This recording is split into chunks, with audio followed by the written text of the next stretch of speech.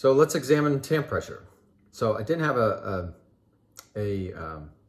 pressure for one of them, or a picture for one of them.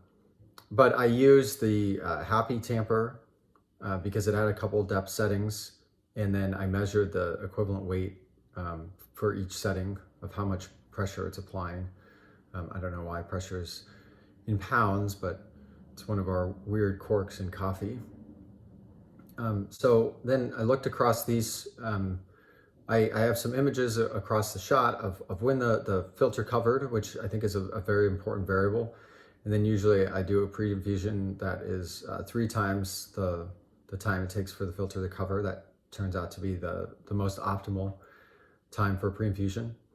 And so you can look at these and there's a pretty evenness across them in terms of how they're extracting. The same is true when we look at the end of pre-infusion or the middle of the actual infusion or the end. The shots mostly look the same. And in taste, they mostly were the same.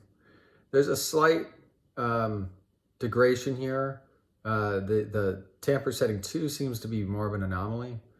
And there's a slight trend downwards, but not much. And most of what literature says about tamp pressure is that a higher tamp pressure doesn't provide any value in terms of extraction yield.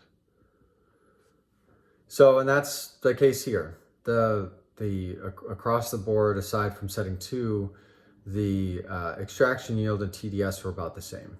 Now the output weights were varied slightly because I'm on a lever machine and I don't have as much control on the output weight. But these, there was nothing in here that showed some trend towards higher or lower extraction as you increase tamp pressure. So it's an interesting experiment to try for yourself, and instead of breaking your wrist while tamping, maybe a lighter tamp would be more beneficial.